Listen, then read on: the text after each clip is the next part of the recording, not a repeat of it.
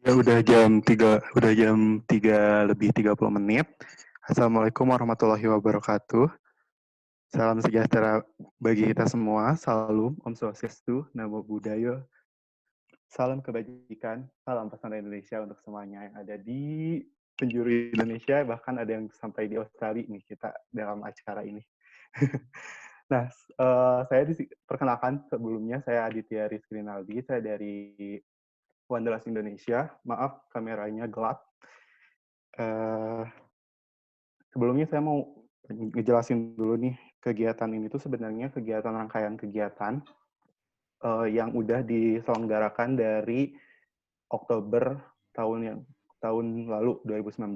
Jadi kegiatan ini tuh dilaksanain di dua desa, di Desa Kertawangi dan Pagerwangi, untuk memberikan edukasi ke ke warga lokal di sana mengenai Sesa Lembang.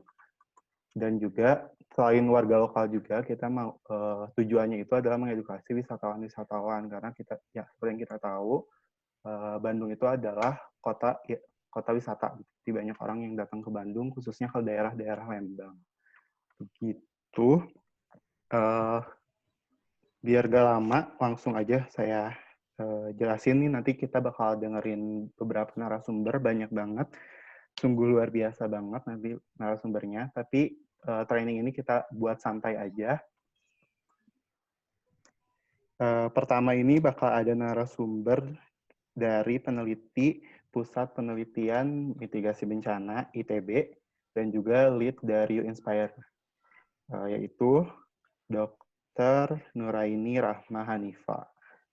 Yang kedua ada Mbak Giovanni Cynthia dari Inspire, bakal ngejelasin tentang photo voice dan tentang gimana sih kapasitas nanti kalau lagi ada bencana, kapasitas individu kita.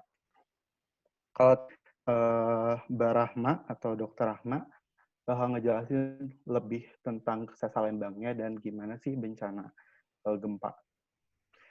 Terus yang ketiga nanti bakal ada Kareza Permadi, dan founder Inageo, dan juga geolog gitu. Jadi nanti bakal ngejelasin gimana sih geowisata, gimana tentang pariwisata pariwisata geowisata gitu, dan gimana nanti kan di sini banyak banget nih para pelaku usaha wisata, nanti bisa tanya gimana untuk mitigasi untuk wisatanya bakal kayak gimana gitu. Terus yang keempat bakal ada Mbak Amalia Sosrodirejo dari Australia nih, jauh-jauh kita datengin untuk ngobrol bareng tatap muka di layar. Merupakan co-founder dan sekaligus managing director dari Decorum. Decorum sendiri itu adalah perusahaan carbon management dan strategi gitu di Australia. Mbak Amalia ini ada spesialis dari greenhouse gas measurement and management service gitu. Kayaknya Mbak Rahma udah masuk nih di kelas ini, jadi kita beri waktu aja langsung ke Mbak Rahma untuk ngejelasin mengenai Sesa Lembang dan mitigasi bencananya. Ke Mbak Rahma, dipersilahkan. Iya, terima kasih Kang Adit dan juga rekan-rekan semuanya. Ini pas banget, saya minta mohon maaf dulu nih sebelumnya. Pas banget ada kesalahan teknis di laptop saya, jadi ini masih pakai handphone dulu sambil nunggu laptopnya di restart. Tapi sambil menunggu laptop saya kembali benar, dan sayangnya saya belum sempat share PowerPoint-nya ke Reza ya, ke Kang Adit. Jadi apa namanya, ya saya mohon maaf nggak bisa langsung menayangkan PowerPoint-nya sekarang. Alhamdulillah, terima kasih buat Wanderlust, teman-teman Wanderlust, juga semua teman-teman yang ada di sini.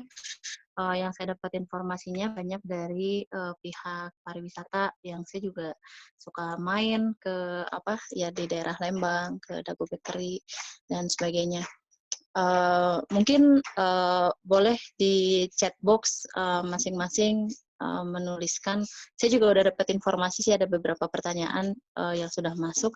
Tapi saya juga penasaran di chat box siapa yang sudah tahu sesar lembang itu membentangnya dari mana ke mana?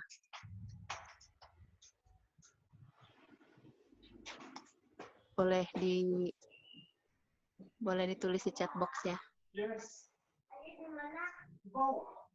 Ternyata yang aku simpan itu nggak hilang. Apanya? Yang handphone aku itu nggak hilang. Nggak ada di pinggir kasur. Di depan. Oh iya, jadi belum tahu tapi tahu kalau lewat desa Pagarwangi ya. Terus ada lagi? Barangkali dari yang lain? Mama aku tetap punya handphone lah.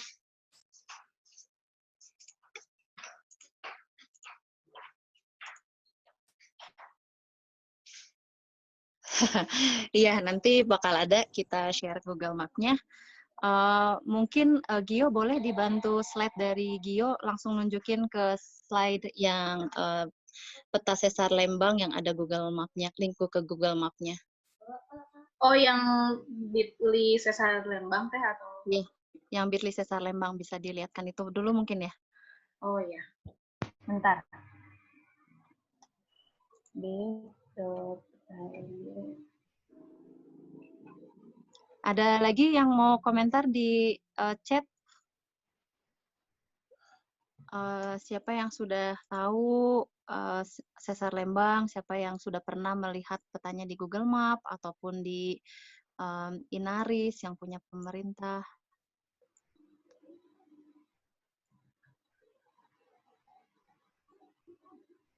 Nah, ini aku coba share screen ya. Dari Padalarang sampai Lembang. Dari Padalarang sampai Lembang. Coba kita lihat ya. Kayak gini.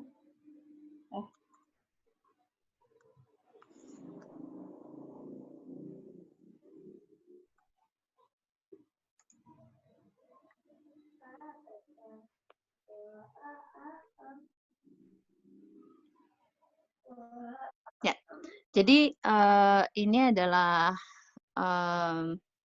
peta dari sesar Lembang. Dan di sini bisa terlihat.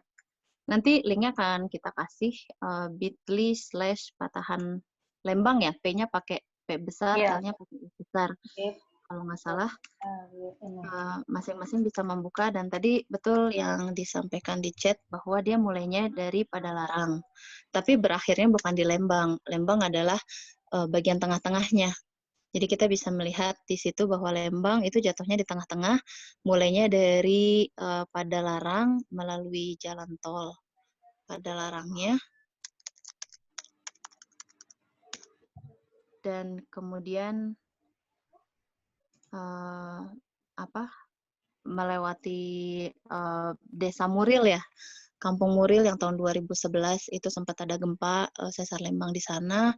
Kemudian melewati Desa Lembang, Desa Pagarwangi, dan sampai menerus lagi ke Deloj Maribaya, ke Sunten Jaya. Di sana ada Batu Lonceng dan berakhirlah di utara sebelah timurnya Bandung, hampir di Sumedang. Jadi dia sampai ke Kabupaten Sumedang, perbatasan dengan Kabupaten Sumedang, di situ ujungnya. Jadi cukup panjang bentangan sesar Lembang ini. Nah, saya udah bisa masuk lagi. Gio bisa matikan share screen-nya.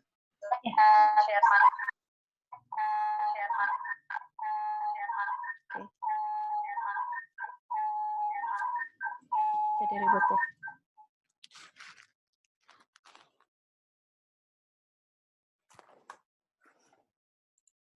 Saya akan share screen. Ini memang pas hari yang ditunggu-tunggu, tapi kok ya rada sialnya komputernya bermasalah bersama PowerPoint-nya. Jadi PowerPoint-nya juga ikut menghilang. Mudah-mudahan tidak terlalu mengganggu ya. Nah, kita lihat dulu ada sedikit video dari Sesar Lembang ini. Sesar Lembang ini membentang tadi kalau kita sudah melihat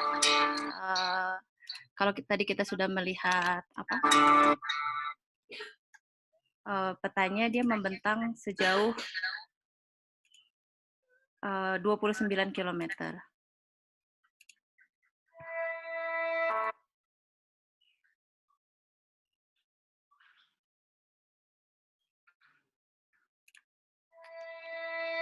Ini adalah ikon Sesar Lembang yang paling terkenal, yaitu Gunung Batu di Desa Pagarwangi. Di sini fiturnya bisa kita lihat dengan sangat jelas.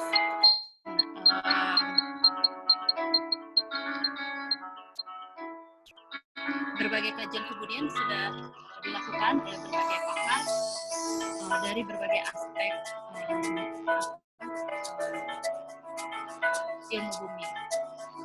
Nah, salah satu yang jelas terlihat yaitu bentangan di Gunung Batu dan juga di Tebing Keraton, juga di daerah Depik ya, di daerah Depik itu juga cukup jelas.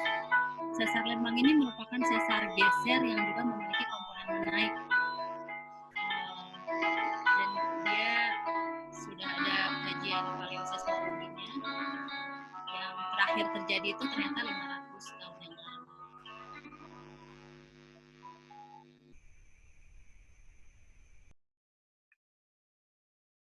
Oke.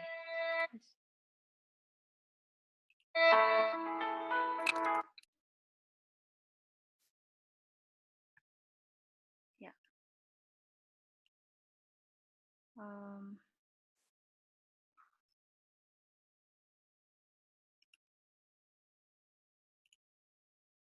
Oke. Ini kalau saya perlihatkan slide ini bisa kelihatan ya. Jadi kalau tadi kita lihat bentangan Sesar Lembangnya itu memanjang, udah kelihatan belum ya?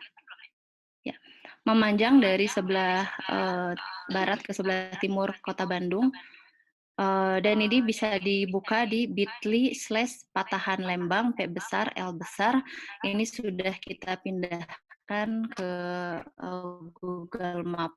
Garis ini ditarik oleh Mas Mudrik Daryono yang memang S3-nya itu adalah mengenai kajian geologi Sesar Lembang. Jadi beliau melakukan tracing garis pastinya Sesar Lembang itu ada di mana, dan karena studinya itu juga dilakukan secara kolaboratif, tidak hanya Mas Mudrik ini dari LIPI, pembimbingnya adalah Pak Dr. Dani Hilman dan juga Prof. Benyamin Sapii di ITB, dan juga bekerja sama dengan Badan Geologi, dan sudah didiskusikan juga di Pusat Studi Gempa Nasional, di mana saya juga menjadi salah satu anggotanya bersama Mas Mudrik.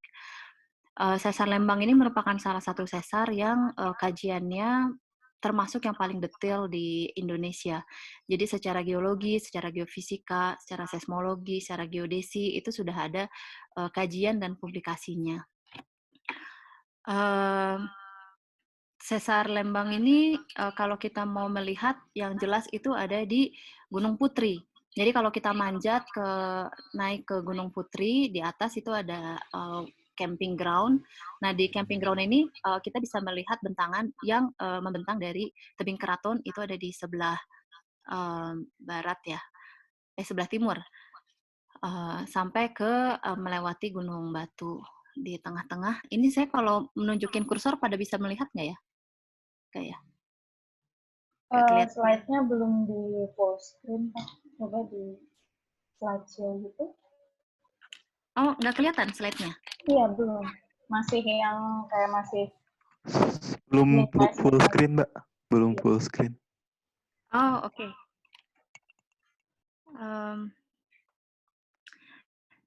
Gimana ini? Gini udah full screen? Ya, udah. Oke. Jadi ini kalau kita melihat dari Gunung Putri, itu membentang dari ujung timur ke ujung barat. Dan Gunung Putri ini, saya kalau pakai kursor kelihatan nggak? Kelihatan, Mbak. Kelihatan ya. Ini adalah Tebing Keraton di sisi sini. Kemudian kalau kita melihat di sini, ini ada Gunung Putri, Gunung Batu. Gunung Batu di Desa Pagerwangi. Ini Gunung Batu, ini desa, kantor desanya, kelihatan ada banyak tiang-tiang listrik. Kemudian menerus ini ada akses KOAU, dan kemudian menerus ke Desa Lembang. Nah, di sini sebetulnya ada Bosca yang bisa kita lihat di sebelah sini dan menerus lagi. Kota Bandung ada di baliknya, dan di utara adalah yang di bawahnya. Jadi kalau kita melihat Sesar Lembang ini, dia terbentuk karena dari selatan itu jauh di selatan Pulau Jawa, di selatannya Pulau Jawa ada Laut Jawa, di bawahnya Samudra India itu 6.000, kedalamannya 6.000 di bawah Samudra India itu ada lempeng Australia. Lempeng Australia ini menghujam ke bawah Pulau Jawa. Dia mendorong ke arah utara barat, utara timur, berarti apa ya, timur laut ya. Mendorong ke arah timur laut, setahunnya itu 6 cm per tahun didorong. Nah, kalau didorong setahunnya 6 cm per tahun, berarti dalam 100 tahun itu sudah 6 meter ya, 600 cm, 600 cm itu 6 meter, betul ya? Sudah kedorong 6 meter, tapi mendorongnya di bawah permukaan jauhnya. Jadi di permukaan yang akan kita lihat adalah pergeseran hanya sekian milimeter. Nah, karena dia terdorong dari bawah, dari selatan, maka kemudian terbentuklah morfologi seperti ini. Ada yang naik Gunung Batu, itu membentuk kenaikan ya. Ada kenaikan, kemudian ini Lembang ada di sebelah utaranya, dan dia juga karena timur laut, dia menggeserkan si patahan ini berupa sesar geser. Nah, sesar gesernya itu sesar geser mengiri. Artinya bagian utara bergerak ke barat, bagian selatan bergerak ke timur. Pola pergerakannya adalah seperti ini. Dan panjangnya 29 km, kedalamannya itu kira-kira kalau kita modelkan dengan data GPS itu sekitar 10-20 km. Sampai 10-20 km ke bawah dari permukaan. Jadi dari permukaan ke bawahnya itu 10-20, dan dia bidangnya miring. Jadi bidangnya miring, ke arah kemiringannya itu ke arah Kota Bandung. Jadi ini kalau kita lihat tebing keraton ada di sini, sesar Lembangnya membentang di jalur tebing keraton ini. Ini kalau kita melihat di daerah Depik, di Desa Karyawangi. Nah, kalau melihat tempat saya berdiri ini, di belakangnya ini ada galian. Galiannya itu oleh LIPI, Mas Mudrik ini, Badan Geologi dan ITB. Dan kalau kita menggali ini, kita bisa melihat gambar yang ada di samping ini, kita bisa melihat bekas patahannya yang nyampe ke permukaan. Mama nggak butuh ini kan? Tapi kan Mama lihat di sini. Yang nyampe ke permukaan. Mohon maaf nih tadi anak saya. Nah, kemudian jadi di sini kita bisa melihat bukti nyatanya dari permukaan dia menghujam, tadi kan agak miring ya, agak miring ke arah Kota Bandung. Jadi kita melihat ada garis sesarnya yang pernah terbelah sampai ke permukaan.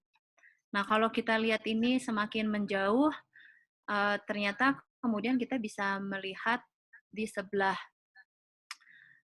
selatannya, ini sebelah sini adalah utara, sebelah timur gambar adalah selatan. Nah, ini adalah kelihatan ada morfologi seperti ada tebing. Nah, itu adalah gawir sesarnya. Jadi dari gawir sesar ke lokasi patahannya itu ada jarak sedikit. Jadi kalau gawirnya ada di sebelah sini, sebelah selatan sini, maka gawirnya itu kira-kira ada di sebelah sini. Tadi tempat saya berdiri kan ya, tempat saya berdiri ada di sini. Nah, kemudian sudah ada beberapa rumah-rumah yang juga berdiri. Nah, disinilah sesar Lembang ini membentang. Jadi permukaannya ada di sisi sini, kemudian dia miring ke arah Kota Bandung. Nah, kemudian membentuk gawir di sebelah selatan dari si permukaan dari si sesarnya itu. Tapi sesarnya itu adalah bidang ya. Jadi kalau kita melihat sesar itu dia bukan semata-mata garis, tapi dia adalah bidang. Dia punya panjang, dia punya lebar. Lebarnya itu kemana? Lebarnya itu ke bawah permukaan tanahnya. Ini waktu jalan sama Mas Mudrik Daryono, ada Pak Eko Yulianto juga, Kap Teknologi LIPI. Di daerah belakangnya Tahu Tauhid, daerah Depik, sebelahnya Desa Karyawangi itu saya kok lupa namanya, Cihideng ya kalau nggak salah. Nah di sini kita bisa melihat gawir sesarnya dan kemudian di bawahnya ini ada apa ya, ilalang-ilalang ini. Di sini tuh tanahnya sangat lembek. Kalau kita loncat itu istilahnya Pak Eko Yulianto kayak seperti trampolin, dalam artian kita tuh akan apa ya, tanahnya tidak keras tapi lembek gitu. Jadi kalau kita loncat kita akan ada bisa mengalami goyangan sedikit dan air itu akan keluar. Nah kalau kita mau belajar fenomena likuifaksi kita bisa belajar ke daerah. Tapi belum kebagian presentasi. Harusnya ini janjinya tanggal 10, saya udah bilang setelah tanggal 9. Mbak Rama. Ya. Oke, ini yang tadi kita lihat ya, Gunung Batu. Nah, mulai tahun kemarin, tahun 2019, jadi BNPB mencoba memasang rambu informasi, papan informasi di mana sesar Lembang itu ada. Kenapa kita cukup confident? Penelitian di sesar Lembang ini sudah cukup baik dan Mas Mudrik juga sudah berhasil mempublikasikan hasilnya di Pusgen, di buku Pusgen, yaitu buku sumber dan bahaya gempa, dan juga di jurnal internasional. Kita cukup confident bahwa ketinggian di sesar Lembang ini sekitar 15 meter. Jadi kesalahan masih mungkin terjadi sekitar 15 meter, tapi kurang lebihnya lokasinya itu berada di sana. Jadi sudah mulai dipasang, yang dipasang itu ada di Gunung Batu, di pertigaan Sesko AU, itu di Jalan Punclut ya, dari Punclut kalau mau ke Lembang itu udah ada papannya, dan juga di tebing Keraton. Nanti mudah-mudahan kalau COVID sudah berakhir, kita teruskannya di sepanjang Lembang. Nah, tulisan dari papan itu apa? Tulisannya dari membangun di atas zona patahan, aturan gempa, atur perabot Anda terdekat saat bencana, dan bila terjadi gempa, jangan panik, lindungi kepala, jauhi tiang, pohon, sumber listrik, bangunan, segera menuju ke tempat terbuka. Plot sesar Lembang tadi ini selain ada di Google Map, juga sudah ada di Inarisnya BNPB, jadi kalau rekan-rekan di sini mengunjungi website Inaris, ini bisa di-scan dengan bar di sini, dan juga ada informasi tentang sesar Lembangnya. Nah, nanti bisa dinyalakan di mana lokasi sesar Lembangnya. Di sini kita mencoba melakukan juga, ini sudah beberapa kali, termasuk dengan Wanderlust dan dengan Geotour, mengajak langsung belajar ke patahan Lembang, dan ternyata cukup banyak juga peminatnya, dan ini bisa dilakukan untuk umum maupun untuk anak-anak sekolah. Jadi ada sebuah peluang geowisata di sini. Tentunya juga kita perlu melakukan beberapa measure yang pas ya, sehingga kalau tiba-tiba terjadi gempa ya kita juga nggak kebingungan. Nah, potensi gempa di sesar Lembang ini aktif atau tidak aktif? Sesar Lembang itu jawabannya aktif. Dan kenapa kita bisa bilang aktif? Karena pertama dari sisi kegempaan, BMKG telah mencatat setidaknya 6 gempa yang terjadi di sesar Lembang dalam 10 tahun terakhir. Juga kalau kita ingat tahun 2011 itu seperti kita dibangunkan bahwa memang sesar Lembang ini aktif. Dia ada gempa dengan magnitud 3,3 yang saat itu terjadi. Nah, dari penelitian geologi juga Mas Mudrik sudah melakukan beberapa trenching. Trenching itu penggalian ya, yang kayak tadi saya tunjukkan di beberapa lokasi, dan mendapat bahwa terakhir terjadinya itu 500 tahun yang lalu. Dan pergerakan sesar ini juga sudah kita teliti dari geologi dan geodesi. Jadi kalau saya sendiri di grup geodesi, kita memasang alat pantau GPS yang saintifik sehingga kita bisa memahami pergerakan sesar Lembangnya seperti apa. Nah, pergerakan sesar Lembang ini sejauh ini yang kita ukur sampai tahun 2011 itu 2-6 mm per tahun. Ini kita sedang meneruskan kembali mengukur sesar Lembang dengan GPS. Kita pasang secara semi-kontinu di beberapa lokasi di sepanjang sesar Lembang. Mudah-mudahan tahun depan nanti sudah ada hasil yang barunya. Kalau misalkan bergerak 2-6 mm per tahun, maka sudah ada sekitar 1-3 meter potensi pergerakan.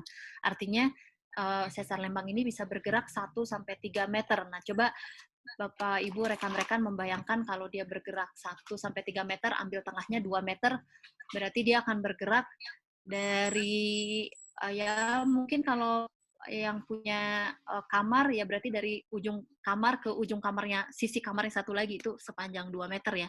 Bergerak sepanjang 2 meter di bawah kita, di bawah tanah kita. Dan kalau panjangnya sekitar 20 km yang bergerak, maka dia setara dengan gempa magnitudo 6-7. Jadi tidak mesti dia bergerak sekaligus, bisa jadi dia bergeraknya kecil-kecil kayak yang terjadi tahun 2011 atau yang terjadi tahun 2017 ya. Tahun 2017 juga ada gempa magnitudnya 3. Nah, itu bisa kecil-kecil atau dia juga bisa bergerak sekaligus langsung magnitudnya 5 atau magnitudnya 6. Kalau magnitudnya 6 itu seperti apa? Seperti gempa Jogja tahun 2006. Gempa Jogja waktu itu magnitudonya 6,3. Dan karena berdiri di atas pemukiman yang padat, dan warga Jogja juga tidak siap dengan adanya gempa, akhirnya korban yang jatuh cukup banyak. Juga mungkin kita masih ingat gempa di Palu dan di Lombok. Di Palu ini juga di darat, dia membelah kota Palu, dan magnitudonya itu 7,4. Magnitudo 7,4 ini dia rupture yang terjadi sepanjang 150 km.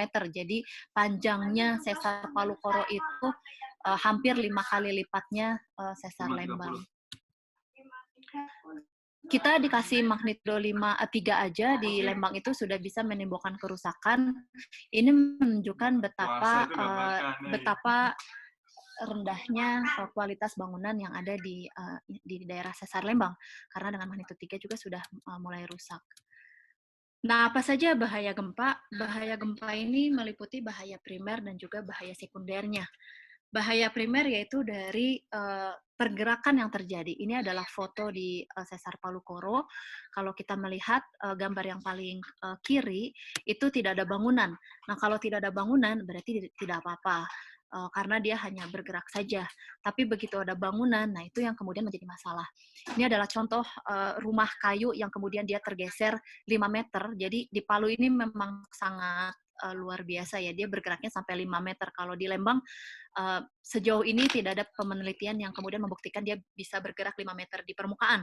Tapi dia bisa saja bergerak sampai beberapa senti atau 1 meter sampai ke permukaan. Nah, itu bisa menggerakkan rumah dan merobohkan bangunan. Yang dilihat di sini adalah contoh struktur rumah yang cukup baik. Jadi dari kayu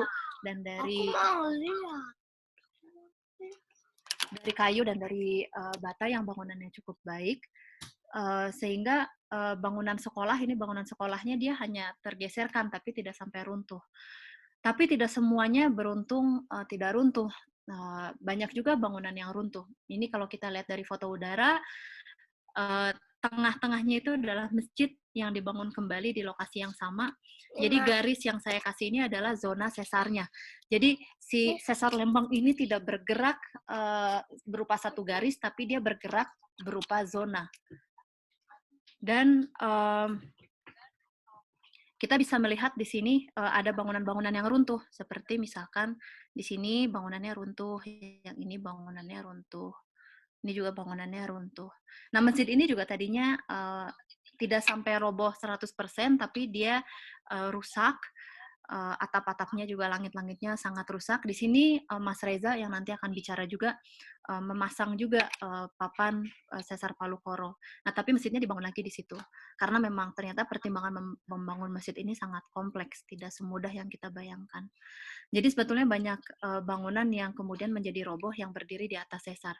Nah, untuk bangunan yang berdiri di atas sesar itu belum ada mitigasi atau rekayasa yang mampu dilakukan. Jadi memang yang paling mudah adalah menghindari jalur sesar. Sebisa mungkin menghindari 15 meter ke kiri dan ke kanan, jadi total 30 meter itu dikosongkan.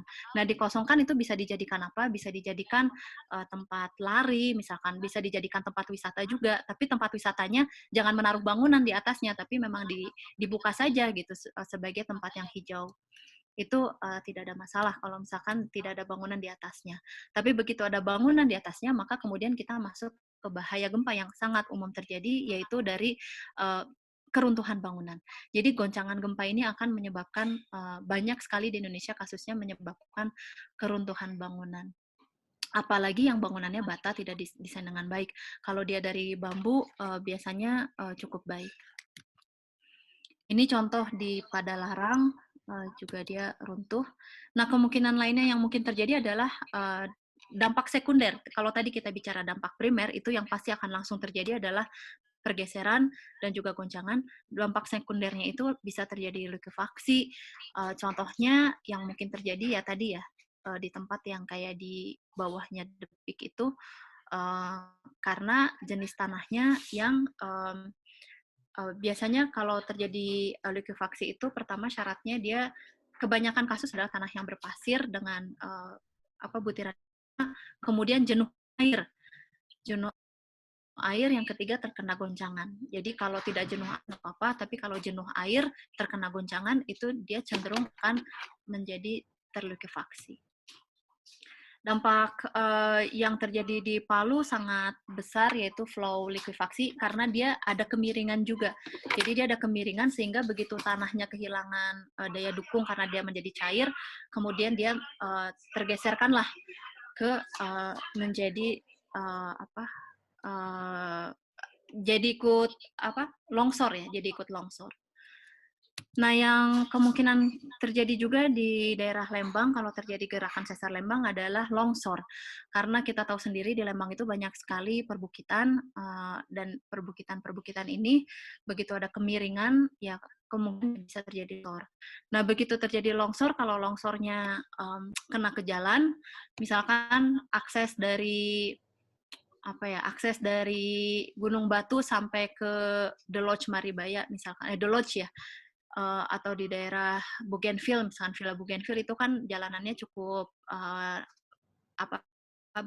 tebing ya, melewati tebing-tebing. Nah, itu bisa saja ya terkena longsor dan sehingga memutus akses transportasi. Kemungkinan yang terjadi lagi adalah kebakaran. Kebakaran juga sering kita temui, bisa terjadi karena adanya bahan bakar yang kemudian bisa terpicu kebakarannya. Misalkan kita masak atau misalkan ada bahan bakar lainnya. Nah, kemudian perabotan di dalam rumah sering sekali kita temukan ya hancur berantakan, plafon rumah juga banyak sekali yang kemudian berjatuhan. Nah, itu yang kemudian perlu kita waspadai. Kira-kira goncangannya akan seperti apa kalau magnitudonya 6-7. Nah, ini adalah peta intensitas gempa. Intensitas itu adalah goncangan yang kita bisa rasakan. Misalkan ini waktu gempa Jogja 2006 dengan magnitudo 6,3, intensitasnya itu sekitar 6-8. Nah, bagaimana caranya kita membaca intensitas?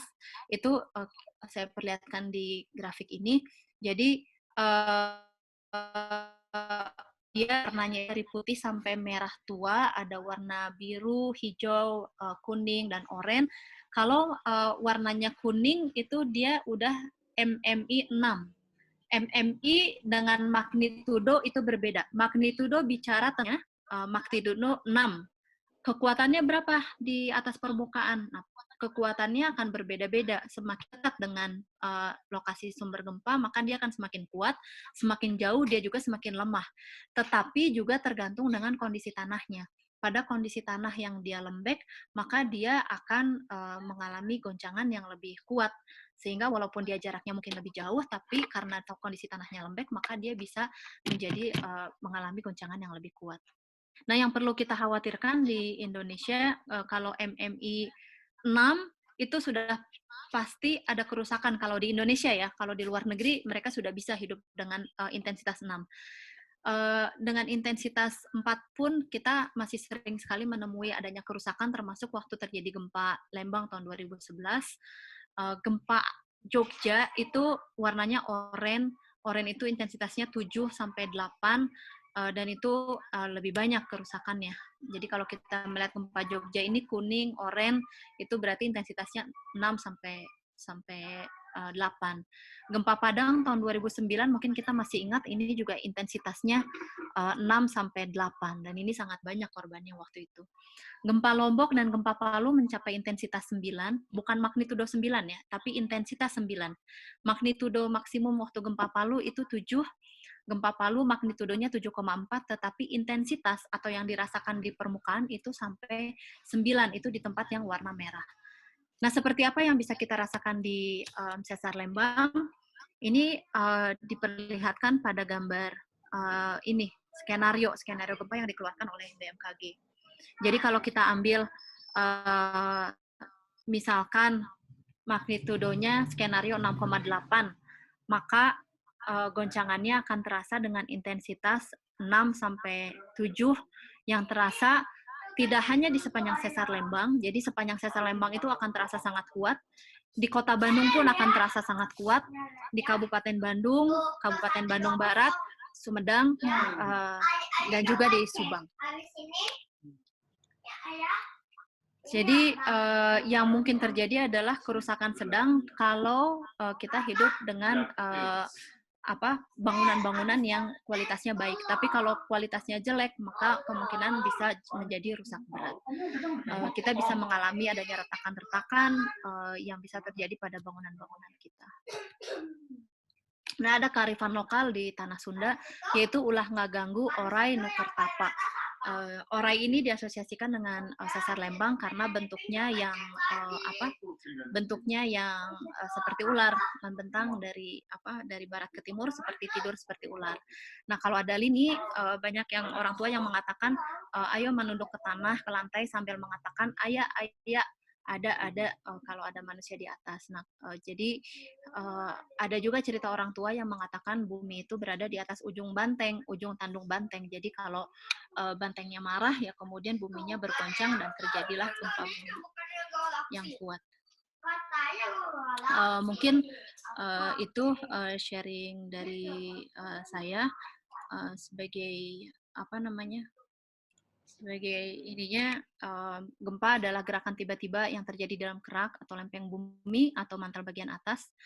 Kemudian sesar yang kita namakan aktif adalah sesar yang pernah bergerak paling tidak 1 kali dalam 10.000 tahun. Jadi dia pernah bergerak 1 kali dalam 10.000 tahun, itu sudah kita katakan aktif, dan itu artinya ada di luar masa hidup kita. Makanya mungkin seringkali kita tidak punya memori tentang gempa. Jadi 6 fakta tentang gempa ini dia terjadi secara tiba-tiba. Di Indonesia dapat terjadi di mana saja,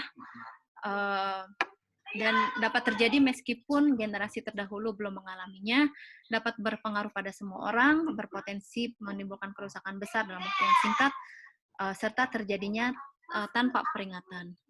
Nah, ini sesar Lembang ini adalah salah satu sesar dari 295 sesar aktif yang sudah dipetakan di Indonesia, dan dia termasuk yang paling bagus pemetaannya. Bisa dilihat kalau mau tahu tentang sesar-sesar lain bisa dibaca di Bitly buku Pusgen, di sana ada sesar-sesar yang lain.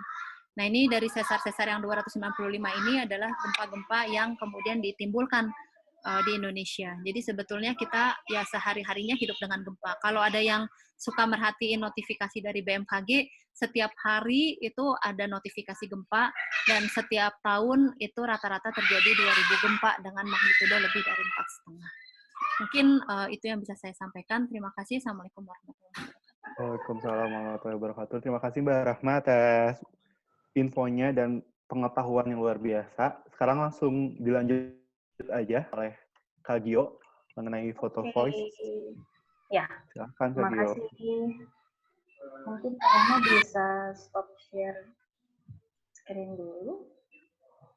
Ya, baik, selamat sore semuanya. Perkenalkan, saya Giovanni, sehari-hari sebagai peneliti muda di Pusat Penelitian Mitigasi Bencana dan juga tergabung di You Inspire.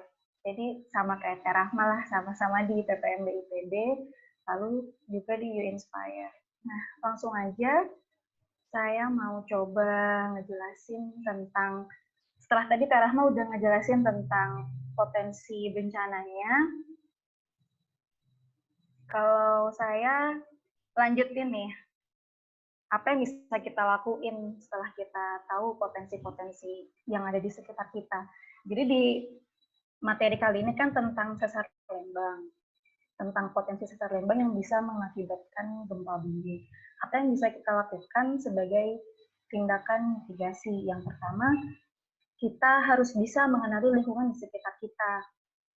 dalam hal ini kita harus mengetahui tempat mana yang aman ataupun nggak aman. Nah, itu tuh bisa dilakukan dengan metode photo voice. Photo voice itu apa? Nanti dijelasin setelah ini. Lalu yang kedua, kita juga harus bisa memperkuat struktur dan fasilitas yang aman di tempat kita tinggal, ataupun di tempat kita bekerja, atau yang sehari-hari biasa kita melakukan aktivitas. Yang ketiga, kita perlu menyiapkan kontak dan juga tas emergency atau tas siaga bencana untuk bertahan hidup selama 72 jam. Nah, kenapa 72 jam? Jadi biasanya ketika sebuah bencana itu terjadi, bantuan itu bisa sampai ke lokasi itu maksimal 72 jam. Jadi kalau misalnya kita selama menunggu bala bantuan itu kita sudah punya tas siaga, itu akan sangat membantu kita untuk survive selama beberapa waktu. Yang keempat, kita perlu mengenali tempat dan juga jalur evakuasi, tempat mana sih yang aman, jalur mana yang harus kita lewatin. Nah, ini bisa dilakukan melalui kegiatan peta partisipatif yang bisa dilakukan langsung oleh masyarakat setempat. Jadi kayak orang-orang di daerah itu berkumpul, lalu mendiskusikan di mana tempat yang rawan, lalu di mana tempat yang aman, dan bagaimana cara kita menuju ke tempat aman tersebut. Selanjutnya adalah bagaimana kita mempersiapkan rencana kedaruratan dan pertemuan untuk membangun kehidupan kembali setelah bencana itu tiba. Karena biasanya setelah terjadi bencana akan muncul kerugian dan kita harus bisa build back better gitu. Lalu yang terakhir, kita perlu melaksanakan latihan atau simulasi. Nah, kita harus membiasakan ini untuk kita lakukan. Lalu ini next-nya gimana? Nah, tahap yang pertama tadi kita perlu memahami risiko di sekitar kita itu apa sih. Kita bisa melakukan dengan teknik photo voice atau bagaimana membuat sebuah foto itu berbicara. Dengan cara kita mengambil foto-foto di bagian-bagian rumah ataupun di sekitar rumah, foto-foto atau objek-objek yang mengandung kerentanan. Di sini kerentanan itu misalnya sesuatu yang bisa menimbulkan dampak atau kerugian bila dia terkena bencana. Misalnya kalau misalnya di rumah ada dinding yang retak, atau plafon yang bolong, atau lantai-lantai yang retak, itu bisa difoto juga. Bisa jadi identifikasi sendiri bahwa, oh ternyata seberapa kuat sih rumah kita ketika nanti semisal ada bencana terjadi gitu. Misalnya di sini gempa bumi. Kenapa? Karena foto voice di sini adalah proses di mana orang-orang bisa mengidentifikasi, merepresentasi, dan meningkatkan kondisi mereka melalui teknik fotografi tertentu. Tujuannya adalah untuk mendokumentasikan sesuatu objek dan juga bisa direpresentasi untuk diambil isu-isu penting apa sih yang bisa dijadikan bahan diskusi maupun rekomendasi untuk perbaikan ke depannya. Nah, teknis pengambilan foto sendiri sebenarnya foto voice ini tuh dilakukan untuk kelompok massal. Jadi bisa dilakukan dalam komunitas RT, RW maupun desa dengan teknik town watching. Jadi seperti jalan-jalan di sekitar perumahan atau di sekitar rumah-rumah kita, lalu kita sama-sama melihat kondisi sekitar, tempat mana sih yang kira-kira rentan, tempat mana sih yang kira-kira bisa dijadikan kapasitas. Misalnya di situ kita menemukan jalanan yang retak. Nah, itu bisa difoto karena bisa jadi ketika terjadi bencana, jalanan yang sudah retak itu bisa menjadi terbelah atau bisa merusak jalur evakuasi kita. Lalu misalnya kita sambil jalan melihat ada lapangan kosong. Nah, lapangan kosong itu bisa dijadikan sebagai tempat evakuasi sementara apabila orang-orang ingin berevakuasi dari benda-benda yang bisa menimbulkan reruntuhan ketika terjadi gempa. Nah, foto-foto itu harus jelas, harus bisa menginterpretasi apa yang ingin disampaikan, bisa diambil pakai metode apapun, pakai HP bisa, pakai kamera bisa, ataupun pakai UAV atau drone.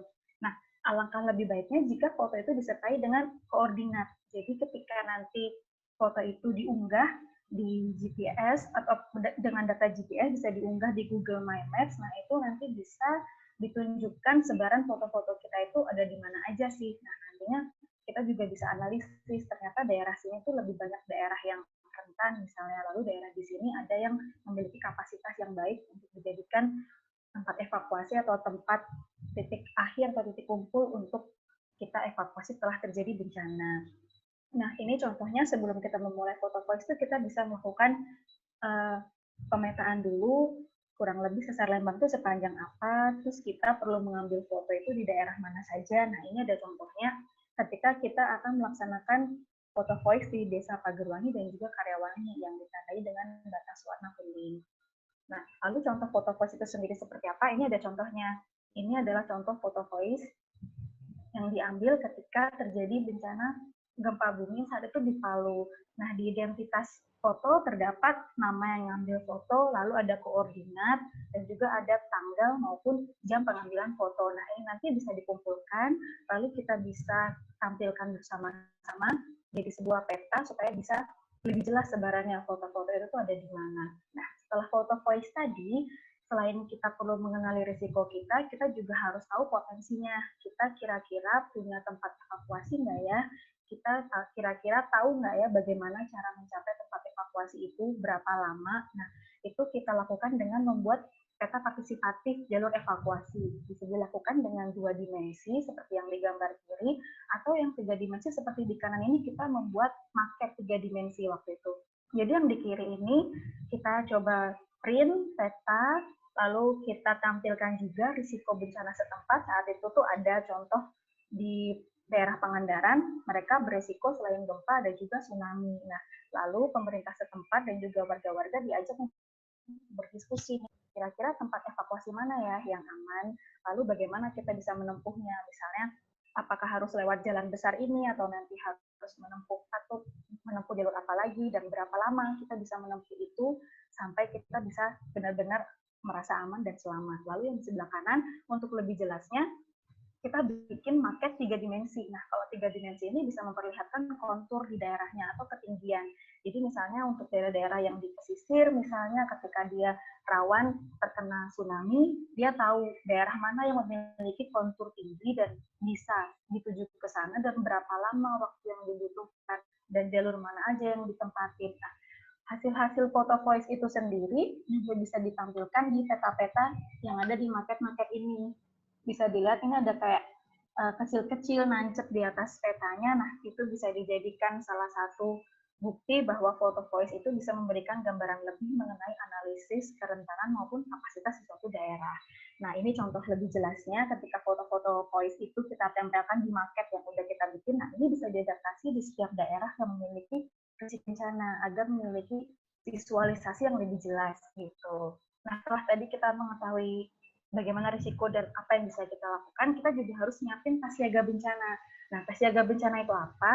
Ini tuh tas yang berisi sekumpulan barang-barang pokok yang disiapkan sebelum terjadi bencana dan dibutuhkan dalam keadaan darurat. Jadi ini tuh diisi benda-benda yang penting-penting aja yang bisa membantu kita buat survive, seperti pakaian, dokumen penting, senter, alat makan, biskuit, bahan-bahan makanan, obat juga perlu, peluit, radio, handphone, alat-alat mandi. Nah, kenapa kita perlu semua ini? Karena terkadang ketika terjadi bencana, bantuan itu nggak langsung datang.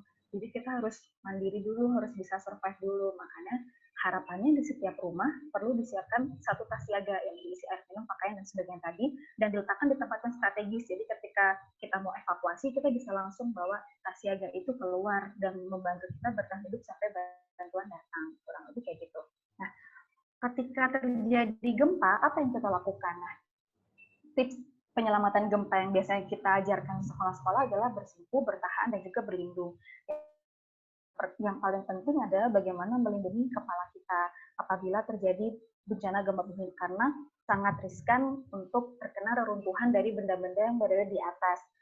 Kemudian kita perlu bertahan dan berlindung seperti jongkok ataupun seperti sujud ataupun posisi kuda-kuda. Jadi kita memastikan badan tetap seimbang ketika tanah itu berguncang. Lalu kita juga harus memastikan peralatan listrik ataupun kompor yang ada di rumah ketika terjadi gempa dan saat kita akan evakuasi itu harus dipastikan padam supaya tidak terjadi dampak sekunder yang tadi udah diceritain sama Terahma. Lalu kita juga perlu memperkuat struktur bangunan. Nah, ini tuh ada identifikasi struktur bangunan yang disusun oleh Profesor Iswanti dari TPM BIPB. Nanti kalau mau slide-nya bisa di-share aja ya. Kemudian kita juga perlu memperhatikan nih tentang tata letak peletakan dari furnitur kita. Misalnya ketika kita tahu arah pergerakan sesar yang tadi sudah dijelaskan sama Terahma itu misalnya dari barat ke timur, berarti kita harus menempatkan arah lemari itu berlawanan dengan arah sesar supaya posisinya bisa lebih stabil dan tidak jatuh seperti yang ada di ilustrasi gambar ini. Nah, ini juga ada contoh ilustrasi pentingnya rangka bangunan kekuatan goncangan gempa. Nah, ini rangka yang di kiri ini biasa aja dia bisa jatuh gitu aja. Tapi ketika kita melakukan penguatan struktur bangunan, ketika terjadi sama stabil. Nah, selanjutnya kita juga perlu ikuti tanda jalur evakuasi menuju tanggul terdekat. Nah, ini bisa dilakukan dengan tadi kegiatan tadi, diskusi peta evakuasi tadi, lalu kita memutuskan jalur mana yang bisa dipakai, lalu kita menempelkan tanda-tanda jalur evakuasi dan titik ngumpul ini di tempat-tempat yang telah disepakatin. Kita bisa melakukan latihan ataupun simulasi di desa, di sekolah juga bisa, ataupun lingkup yang kecil cukup di RT RW, membiasakan bagaimana kita menghadapi sebuah bencana, bagaimana rencana tanggap darurat kita itu bisa dipraktekkan. Misalnya di sini kita adain simulasi evakuasi gempa, jadi kita mengajak warga-warga di situ untuk evakuasi jalur sesuai yang sudah disepakatin ke tempat yang lebih aman, lalu kita adakan evaluasi rutin dan kita bisa melaksanakan itu setahun sekali atau setahun 2 kali.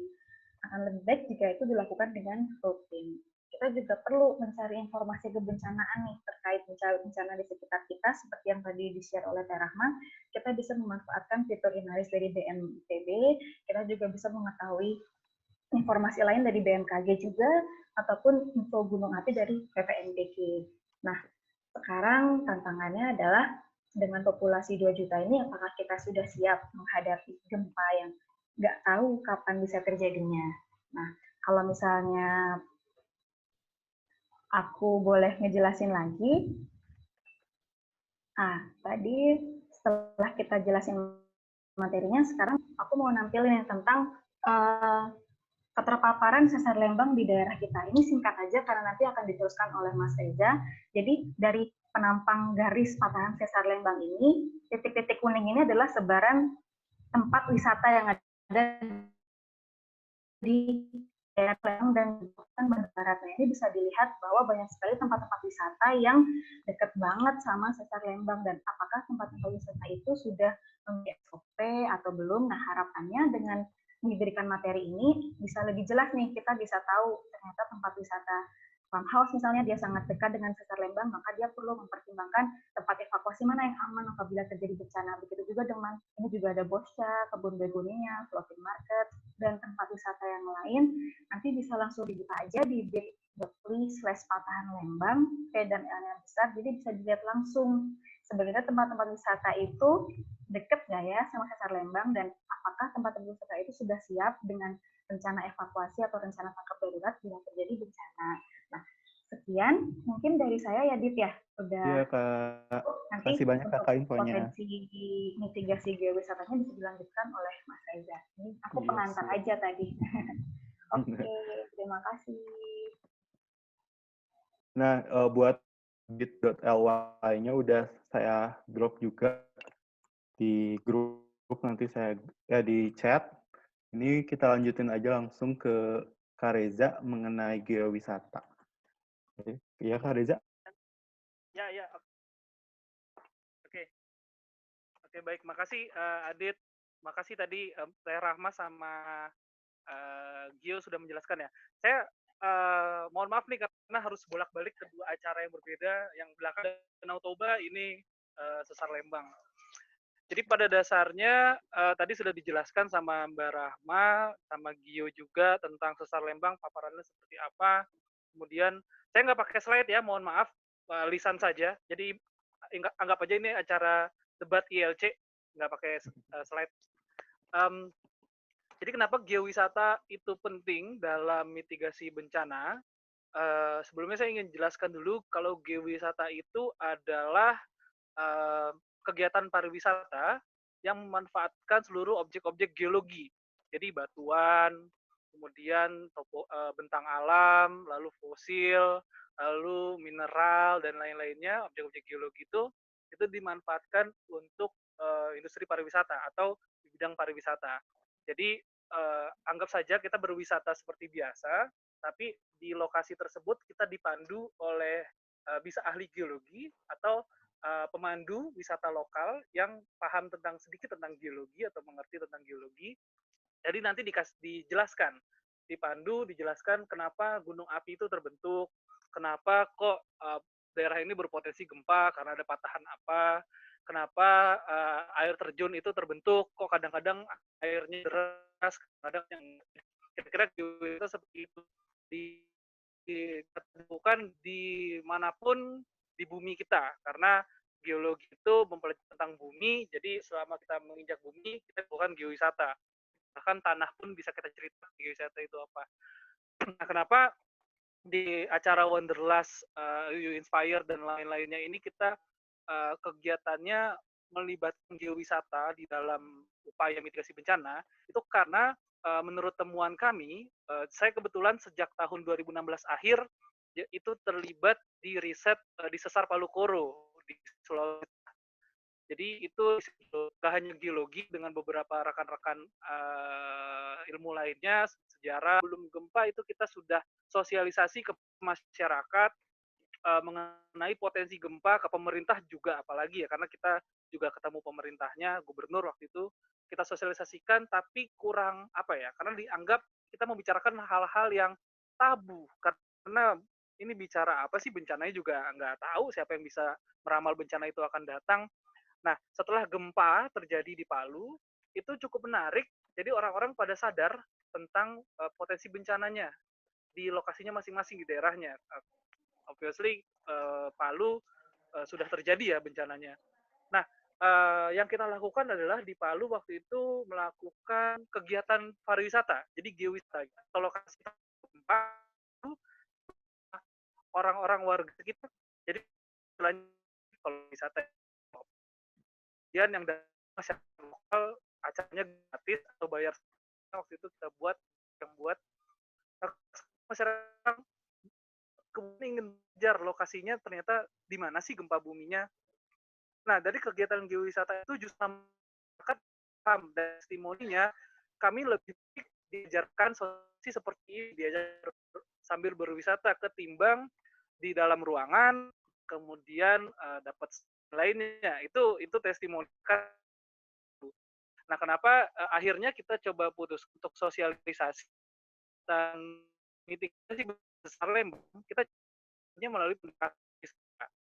Jadi tadi yang Mbak Rama sudah jelaskan, Lembang panjangnya 29 apa namanya ke barat, kemudian tadi Gio sudah jelaskan apa saja yang terpapar sesar Lembang, titik-titiknya jadi sudah. Kemudian tips-tipsnya apa saja. Jadi yang sudah dijelaskan oleh Mbak Rahma, dijelaskan oleh itu kita aplikasikan ajak orang masyarakat pelaku wisata itu langsung datang. Tadi lihat garis merah ya, hanya Badan Geo 29 meter itu kita ajak 4 garis merahnya. Kemudian kita kasih unjuk, ini loh sedang berada sesar Lembang. Kemudian nanti dampaknya seperti apa jika sesar Lembang ini bergerak. Tadi Mbak Rama, sesar Lembang ini aktif, berpotensi hingga sekian, magnitudenya sekian, 6 sekian ya tadi. Nah itu harus diketahui oleh masyarakat sekitar yang ada di Lembang, khususnya Bandung. Nah, gempa itu kan bidang, kalau dia ada gempa di satu titik, dia akan bergeraknya radial gitu ya, menyeluruh. Jadi walaupun gempanya di sesar Lembang, di kota Bandung pun akan terasa guncangannya. Gitu. Nah, ini yang kita lakukan. Jadi selama ini kalau sosialisasi tentang mitigasi bencana di ruang-ruang kelas, kita coba inovasi melalui kegiatan pariwisata, bergeowisata di daerah patahan, ataupun di daerah tsunami, rawan tsunami. Nah, untuk di sesar Lembang, saya kira Wanderlust dan You Inspire dan rekan-rekan lainnya sudah beberapa bulan terakhir ini kita fokus di daerah Pagerwangi dan Karyawangi, Desa Pagerwangi, Karyawangi. Kemudian pendekatannya kita ke teman-teman Karang Taruna, kemudian ke ibu-ibu PKK, itu kita jelaskan kepada mereka. Nah, itu selain kita jelaskan di kelas, kita juga ajak mereka bergeowisata. Kita ajak mereka ke lapangan. Nah, menarik ya, teman-teman Karang Taruna ini justru malah jadi istilahnya geolog semester 1 lah. Jadi seperti geolog semester 1, dia belajar geologi sedikit, tapi dia sudah paham menceritakannya. Karena ada kearifan lokal yang ternyata match dengan ilmu sains. Jadi seperti ular yang ada di daerah Gunung Batu, ternyata ada ceritanya tuh, cerita rakyatnya ular. Kemudian dan lain-lainnya, pasak bumi atau dan lain-lainnya seperti itu. Nah, jadi Karang Taruna ini justru sekarang Wanderlust dan You Inspire dan rekan-rekan lainnya siapkan untuk jadi pemandu nantinya si si teman-teman Karang Taruna ini supaya mereka bisa misalkan ada tamu atau turis yang disiapkan oleh Wanderlust, mereka bisa nemenin, memandu langsung. Jadi nanti bukan Mbak Rahma, bukan Gio, bukan saya, bukan Adit yang akan menjelaskan tentang Sesar Lembang, tapi masyarakat sekitar yang akan menjelaskan tentang Sesar Lembang ke wisatawan yang ada di Lembang, terutama ke pelaku-pelaku wisata yang ada di Lembang. Saya kira hari ini, sore ini banyak hadir ya dari pelaku-pelaku wisata yang ada di daerah Lembang. Itu apa namanya, harus diketahui sekali detail sebenarnya daerahnya tepat atau tidak dilewati oleh garis sesar. Kalaupun tepatnya ada upaya-upaya mitigasinya seperti tindakan preventifnya, upaya kesiapsiagaan seperti apa itu sudah ada, itu langkah baiknya dilakukan. Nah, untuk masyarakat yang memang belum paham, itu kita coba dekatinya dengan pendekatan pariwisata. Kita ajak mereka bergeowisata. Saya kira itu aja, Mas Adit, Iya, tentang siap. geowisata di Sesar Lembang. Jadi karena banyak di atas Sesar Lembang itu 29 km, banyak tempat-tempat menarik ya. Salah satunya ya banyak sekali lokasi-lokasi wisata, kafe-kafe yang tepat di atas Sesar Lembang, yang kalau misalkan nanti terjadi gempa, apa namanya, mungkin saja ada yang belum tahu potensinya, mungkin saja sudah ada yang punya upaya mitigasinya, upaya skenario-nya seperti apa skenario. Itu Mas Adit, makasih dari saya. Ya, terima kasih banyak Mas Reja atas ilmunya di sore hari ini. Nah, tadi Kak Reza udah jelasin gimana geowisata dan gimana sih caranya nanti geowisata tuh gimana di lapangannya tuh bakal kayak gimana. Nah, selanjutnya ini ada Mbak Amalia dari Dekorum yang akan ngejelasin gimana sih responsible tourism. Jadi gimana nih kalau kita udah jalan-jalan di tempat geowisata, tapi ingin lebih responsibel, ini bakal lebih dijelasin sama Mbak Amalia. Kepada Mbak Amalia, dipersilakan Mbak. Hai semuanya, terima kasih atas kesempatan yang diberikan dari Wanderlust untuk saya hadir pada sore hari ini di Jakarta atau Bandung, malam hari di Adelaide. Sebelum saya langsung ke topik pada sore hari ini, saya memperkenalkan diri saya dulu. Nama saya Amalia. Saya dari Dekorum Group, perusahaan consulting yang bergerak di bidang sustainability, perubahan iklim, dan project management in general. Saya sudah fokus di bidang penghitungan jejak karbon khususnya, dan saya sudah fokus penghitungan jejak karbon dari mulai tahun 2011. Topik sore hari ini mungkin sangat berbeda dengan para panelis yang sebelumnya sudah menjelaskan mengenai mitigasi risiko bencana Sesar Lembang secara khususnya. Topik yang akan saya bawakan ini menjelaskan mengenai jejak karbon dalam berwisata. Jadi lebih broad lagi mengenai berwisata dan apa sih sebenarnya yang dinamakan jejak karbon. Mungkin Mas Reza juga mengerti sedikit banyak mengenai jejak karbon. Saya mulai dengan ingin men-share PowerPoint.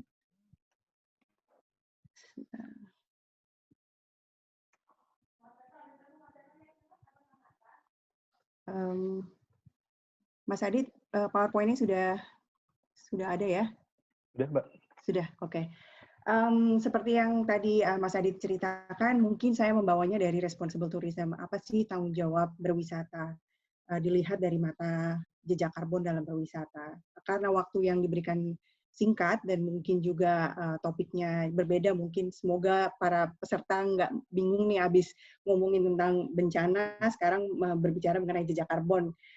Saya akan pada sore hari ini saya khususnya membawa men-share kepada peserta mengenai hal yang cukup broad saja mengenai apa sih yang disebut dengan jejak karbon dan apa yang disebut dengan jejak karbon dalam berwisata.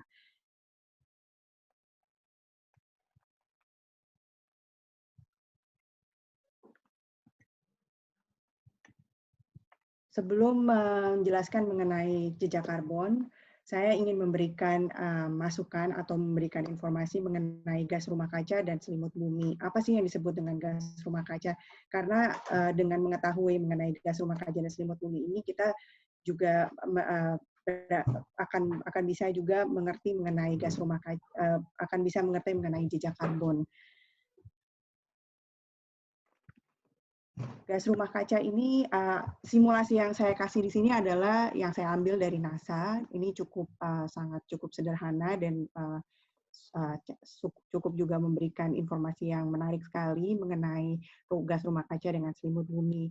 Kalau saya boleh membawakannya dengan sangat sederhana, mungkin bisa saya terangkan sebagai berikut. Bumi kita ini memiliki lapisan yang berfungsi seperti selimut. Lapisan tersebut terdiri dari komposisi gas rumah kaca yang alami yang cukup mengelilingi bumi kita dan memberikan kehangatan dari sinar matahari yang diserap oleh gas rumah kaca tersebut.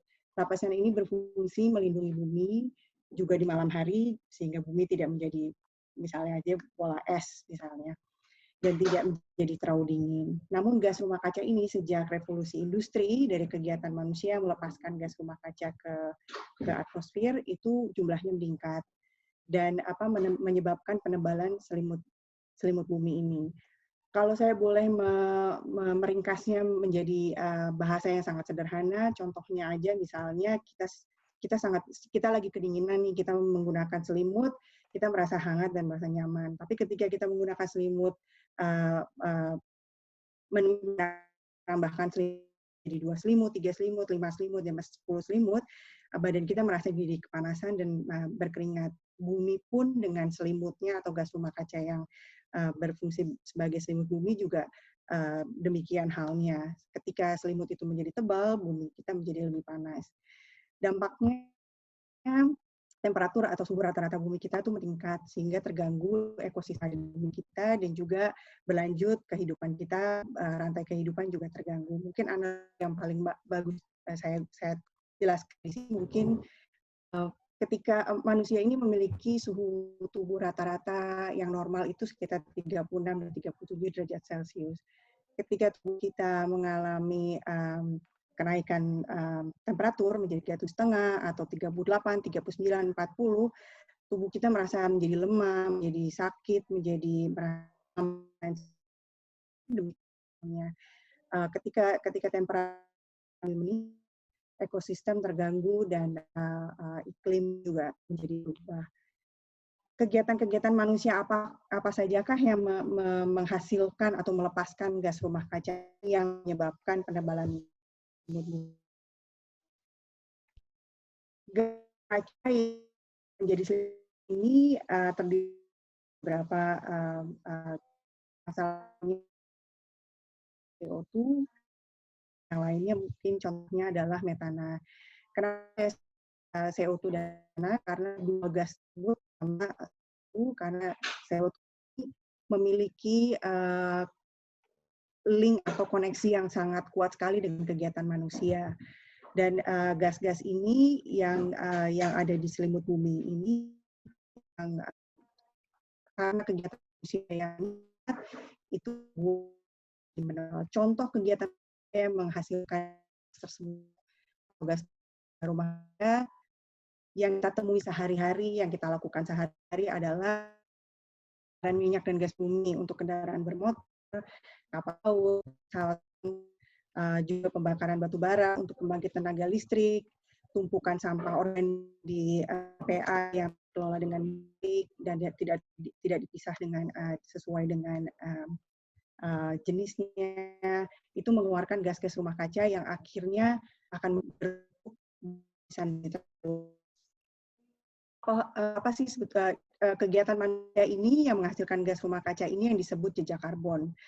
Sehingga banyak sekali kegiatan manusia yang menghasilkan gas rumah kaca yang kita perlu ketahui, sehingga apa yang kita lakukan juga kita perlu mempertimbangkan gimana caranya untuk mengurangi jejak karbon kita, sehingga mengurangi beban dari selimut bumi tersebut. Lalu berbicara mengenai pariwisata, apa sih kegiatan-kegiatan yang termasuk dalam pariwisata yang menghasilkan baik langsung maupun tidak langsung gas rumah kaca yang terlepas ke atmosfer bumi atau yang menjadi selimut bumi tersebut. Saya membaginya menjadi 4. Pertama adalah kegiatan-kegiatan yang berhubungan dengan penyedia transportasi, baik darat, laut, maupun udara. Yang kedua adalah kegiatan-kegiatan yang berhubungan dengan penyedia akomodasi seperti hotel, resort, lodgement, homestay, dan lain sebagainya. Dan yang ketiga, lokasi wisata yang juga kegiatan yang termasuk di dalamnya kegiatan di dalamnya, baik itu kegiatan air maupun kegiatan darat yang menghasilkan gas rumah kaca. Dan yang terakhir adalah pelengkap wisata. Bukan berarti pelengkap ini adalah komponen kedua, tapi saya menyebutkan pelengkap adalah dan lain-lain gitu ya, di luar dari transport, akomodasi, dan lokasi. Itu adalah rumah makan, kedai kopi, gerai souvenir, dan lain sebagainya. Saya akan membahas satu-satu dengan secara singkat sekali kegiatan apa sih yang spesifiknya, khususnya yang mengeluarkan gas rumah kaca baik langsung maupun tidak langsung. Transportasi. Kenapa transportasi ini sangat penting untuk pariwisata, menjadi backbone dari pariwisata, karena seperti yang kita ketahui, kalau kita ingin datang ke suatu lokasi wisata, baik itu geowisata ataupun wisata lain, kita memerlukan transportasi, baik itu transportasi darat, laut, ataupun udara. Dan transportasi ini membutuhkan pembakaran minyak bumi seperti yang sudah saya bahas, dan akhirnya dari pembakaran ini mengeluarkan gas rumah kaca yang akhirnya membebani atmosfer kita sehingga menjadi panas. Apa yang bisa kita lakukan? Solusi apa sih yang bisa kita lakukan untuk mengurangi gas rumah kaca yang keluar dari kegiatan kita ini? Mungkin kita bisa bekerja sama dari pihak penyedia jasa, dapat bekerja sama dengan maskapai penerbangan misalnya untuk program penanaman pohon. Kenapa penanaman pohon ini sangat penting saya sebutkan di sini? Karena pohon dan vegetasi alam itu membantu untuk menyerap karbon dioksida. Mungkin teman-teman juga sudah pada tahu juga dari pelajaran pendidikan ilmu alam di Indonesia, bahwa pohon ini menyerap karbon dioksida dari fotosintesis dan membantu untuk karbon dioksida ini tidak lepas di atmosfer. Ketika karbon ini lepas di atmosfer, dia akan tinggal di atmosfer dalam jangka waktu yang sangat lama sekali. Jadi semakin banyak kegiatan yang mengeluarkan karbon dioksida, semakin tebal juga atmosfer bumi kita. Oleh sebab itu, pohon ini sangat penting. Ketika kita menanam pohon, kita membantu untuk menyeimbangkan siklus karbon. Lalu darat, bisa juga dari penyedia jasa wisata bisa menawarkan misalnya sightseeing dengan berjalan kaki atau menggunakan sepeda, hiking misalnya. Geowisata dengan hiking cocok sekali ya. Lalu juga bisa juga menawarkan hal-hal lain yang tidak menggunakan terlalu banyak perjalanan darat yang menggunakan pembakaran minyak bumi yang menghasilkan gas rumah kaca. Itu dari transportasi. Lalu saya masuk ke penyedia akomodasi. Kegiatan-kegiatan apa saja yang menghasilkan gas rumah kaca secara tidak langsung atau langsung dari penyedia akomodasi. Akomodasi seperti hotel, resort, dan lain sebagainya membutuhkan listrik. Listrik dihasilkan dari pembakaran batu bara. Dari pembakaran batu bara ini terlepaslah gas rumah kaca. Semakin banyak kita menggunakan listrik, semakin banyak pembakaran batu bara ini dilakukan dan semakin banyak gas rumah kaca yang naik ke atmosfer.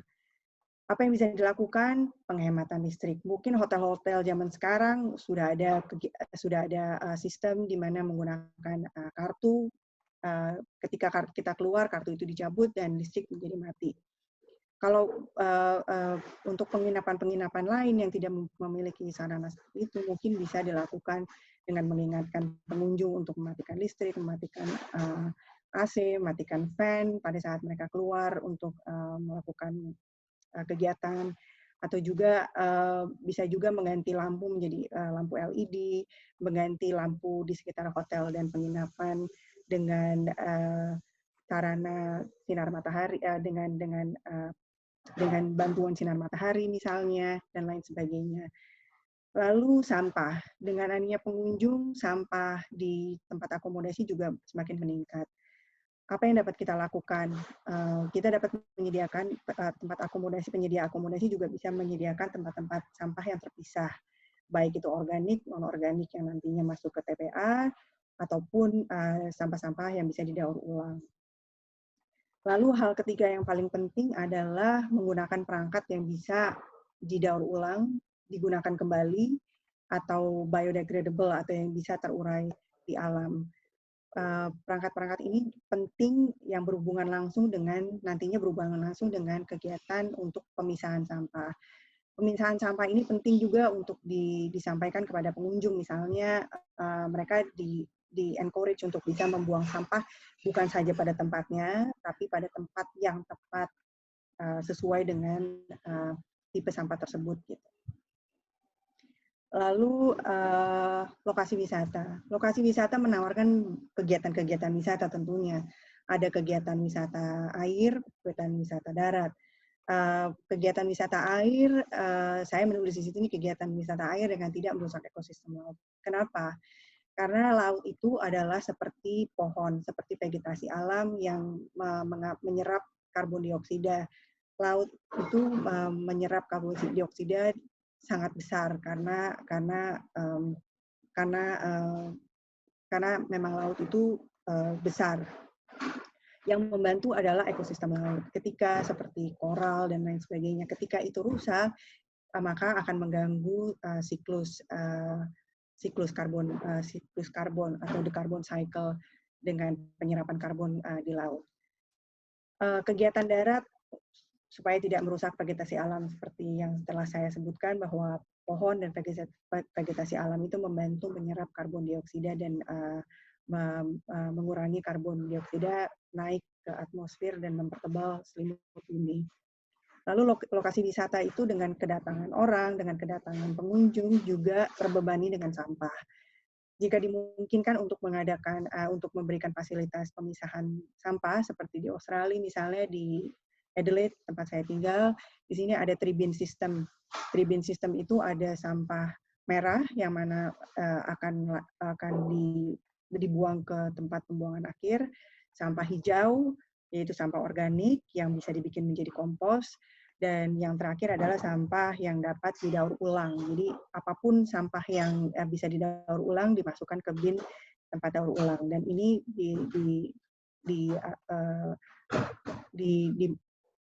dikirim ke dipo-dipo yang bisa mendaur ulang.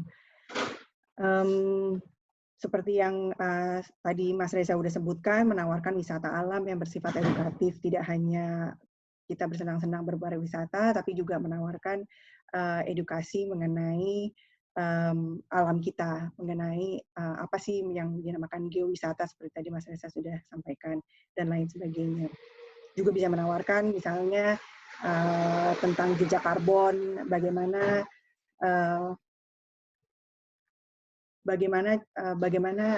jejak karbon itu berpengaruh pada pemanasan bumi misalnya. Lalu yang keempat adalah pelengkap wisata seperti penyedia restoran, rumah makan, atau kedai kopi, atau penjual souvenir dan lain sebagainya. Apa kegiatan-kegiatan apa dari pelengkap wisata ini yang juga menghasilkan melepaskan gas rumah kaca secara langsung maupun tidak langsung. Contohnya adalah mereka juga membutuhkan listrik. Penghematan listrik membantu untuk mengurangi pembakaran batu bara misalnya. Lalu menggunakan perangkat-perangkat produk-produk yang ramah lingkungan, sehingga pada saat dibuang sampah-sampah ini bisa terklasifikasi sesuai dengan tipenya, yang organik bisa dijadikan kompos, yang non-organik dibuang ke TPA, yang recycle bisa masuk bisa didaur ulang atau bisa digunakan kembali. Seperti contoh yang saya berikan di gambar ini, kalau dilihat judulnya California Wildflower Seed, ini adalah sebuah cup yang bisa dipakai untuk minum, tapi ketika sudah tidak digunakan lagi, cup ini kita bisa menggali tanah, dan cup ini bisa kita kubur di dalam tanah, dan wildflower itu bisa tumbuh. Saya juga mendapatkan baru minggu lalu atau 2 minggu yang lalu mendapatkan kartu dari Iman. Itu juga sama, kartu itu sama seperti cup ini, terdiri dari seeds. Jadi kartu itu ketika sudah tidak dipakai lagi, tidak perlu dilakukan apapun, tinggal dikubur di dalam tanah, lalu seeds itu akan tumbuh. Ini menarik sekali. Lalu terakhir mungkin dari saya yang paling bisa kita lakukan dengan cepat dan mungkin bisa membantu kita untuk berwisata secara bijaksana dan bertanggung jawab, mungkin hal pertama yang bisa kita lakukan, mungkin mulai dari besok, kita bisa mempelajari mengenai simbol-simbol yang membantu kita untuk mengedukasi diri kita sendiri, untuk membeli produk-produk yang ramah lingkungan, sehingga pada saat kita membuang sampah tersebut bisa terklasifikasi sesuai dengan tipenya. Ini adalah cuman hanya beberapa contoh, banyak sekali simbol-simbol lain yang mungkin juga memiliki arti yang lain yang ramah terhadap lingkungan juga. Mobius simbol adalah simbol recycle. Recycle itu juga ada macam-macam, ada yang 60% recycle, 80% recycle, dan lain sebagainya. Biodegradable product juga ada, harusnya ada simbolnya. Kira-kira yang bisa cepat kita lakukan dan bisa membangun suatu kesadaran lingkungan dan juga mengurangi dampak lingkungan dalam berwisata, kita mempelajari simbol-simbol ini untuk membeli produk yang lebih ramah lingkungan. Mungkin dari saya sekian dulu. Jika ada pertanyaan yang mungkin saya tidak bisa jawab hari ini karena mungkin waktu, bisa dikirimkan ke Mas Reza, nanti Mas Reza bisa kirimkan ke saya dan saya mencoba untuk menjawabnya. Mungkin sekian, terima kasih atas waktunya.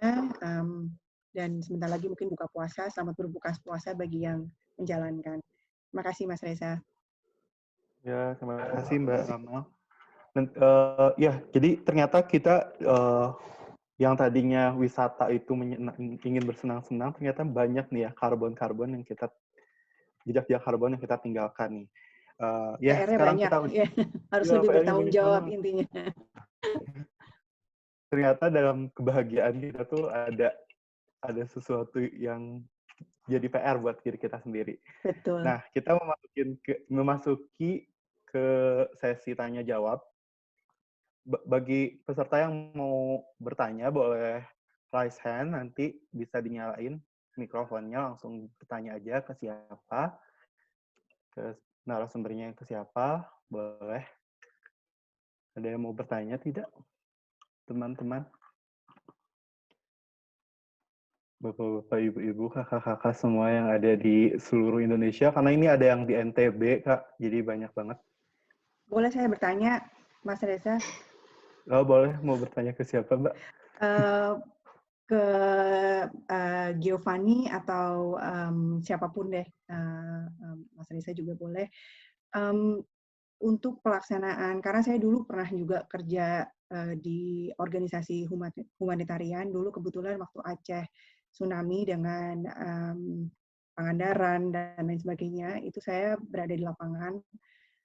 Saya ingin tanya, untuk sosialisasi kepada masyarakat setempat yang berada di daerah Sesar Lembang yang rawan dengan bencana, apakah diadakan semacam, mungkin saya terlewat, mungkin sudah dibahas, tapi saya mungkin bertanya aja, apakah diadakan sosialisasi mengenai rawan bencana ini, diadakannya rutin, atau misalnya sebulan sekali, atau 2 bulan sekali, atau 3 bulan sekali misalnya, atau memang cukup dikirim dari pihak pemerintah daerah, cuma mengirimkan seperti yang tadi sudah disebutkan Mbak Giovanni, dikirimkan seperti paket untuk siap siaga gitu.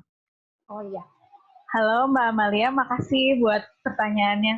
Kalau dari yang pengalaman Gio dan Terahma di PPMB itu, kalau Gio bisa jawab, kita tuh awalnya mulai dari kegiatan penelitian dan pengabdian masyarakat dulu dari ITB. Lalu kita memilih desa-desa di daerah Sesar Lembang, kecamatan apa, desa-desa apa, lalu kita coba datangi ke situ, lalu kita melakukan awalnya pendekatan dulu ke pemerintah lokal, ke pemerintah setempat seperti BPBD ataupun camat desa, sekretaris desa. Nah, kita coba jelaskan bagaimana sebenarnya profil daerah Kabupaten Bandung Barat ini terhadap keterpaparan sesar lembang dan apa potensinya, dan lalu kita coba mengusulkan, kita menawarkan nih kalau misalnya berkenan kita mau sosialisasi, kita mau ngadain pelatihan. Nah, itu gimana? Nah, ternyata tanggapannya positif dari situ, dan terus kemudian berlanjut sampai desa-desa lain juga pingin, lalu Karang Taruna juga dilibatkan dalam kegiatan yang AGS Wanderlust ini. Dari situ kita menjalin network dan harapannya nanti bisa berantai gitu Mbak, dari setiap desa yang mau kita bersedia buat ngasih pelatihan ataupun sosialisasi ini, termasuk sampai di latihan simulasi evakuasinya. Jadi awalnya emang dari program di ITB, tapi kemudian terjalin komunikasi yang baik sampai desa-desa lain akhirnya kita datangi, termasuk sekolah-sekolah yang awalnya kita cuma datang di salah satu sekolah di Desa Lembang, terus ternyata itu men-trigger sekolah lain, pengen juga dong didatengin, pengen juga dong diajarin, lalu kita datengin juga kayak gitu. Kalau sekolah kira-kira dari mulai SD sudah diberikan pengetahuan atau diberikan sosialisasi atau dari oke. Kalau dari pengalaman kita datang ke SD ada, SMP ada, madrasah ada, SMA juga ada, pesantren juga ada. Udah ada semua, tapi memang kita sesuaikan materinya. Kalau semisal SD mungkin nggak terlalu detail materi kegempaannya seperti yang dijelaskan Terahma, cukup dijelaskan gempa itu apa, bisa pakai bahasa lokal juga kayak lini gitu misalnya. Kadang kan mereka lebih paham lini daripada gempa. Nah, kalau misalnya kita pancing dengan istilah lokal seperti itu, mereka mau cerita, dan akhirnya kita bisa masukin materi-materi dasar untuk kategori SD, nanti kalau SMP, SMA naik lagi sampai detail, kurang lebih seperti itu. Biasanya kalau anak-anak SD, SMP itu masih mau diajakin buat nyanyi lagu gempa, yang ngajarin mereka bagaimana tindakan apa yang harus dilakukan ketika terjadi gempa, seperti kalau ada gempa lindungi kepala. Nah, itu kita ajarkan. Tapi mungkin kalau untuk level SMA itu udah agak malu-malu, jadi biasanya kita ajarin langsung lebih detailnya dan kita kasih ilustrasi video-video. Boleh satu lagi, Mas Adit? Boleh Mbak. Ibu mau tanya juga, waktu saya, apakah ada dongeng-dongeng yang menceritakan mengenai kearifan lokal? Seperti waktu di Aceh itu di Simelu Island itu orang-orang, jadi mereka ada kearifan lokal yang diceritakan dari apa namanya, dari mulai kakek turun ke bawah. Jadi ketika air turun surut, ikan-ikan pada bergeletakan di laut itu cepat lari naik ke atas bukit karena itu akan ada gelombang air yang besar yang datang dari laut misalnya gitu. Apakah ada di daerah Jawa Barat mungkin ya lebih kearifan lokal yang diceritakan melalui cerita rakyat seperti tersebut yang disampaikan secara generasi? Karena itu kayaknya menarik sekali gitu. Iya, kalau tadi sudah sedikit dijelaskan oleh Terahma ya tentang kearifan lokal dan ceritanya, mungkin Terahma bisa cerita lebih detail lagi kayaknya, karena tadi sudah dijelaskan. Gimana Teh? Ya, terima kasih Mbak Amelia. Tadi presentasinya juga sangat menarik. Aku kearifan lokal yang ada di Jawa Barat dan di Sesar Lembang mungkin tidak sematang kearifan lokal yang berkembang di Aceh, tapi sebetulnya juga di Aceh kan dia keluarnya setelah terjadi tsunami ya.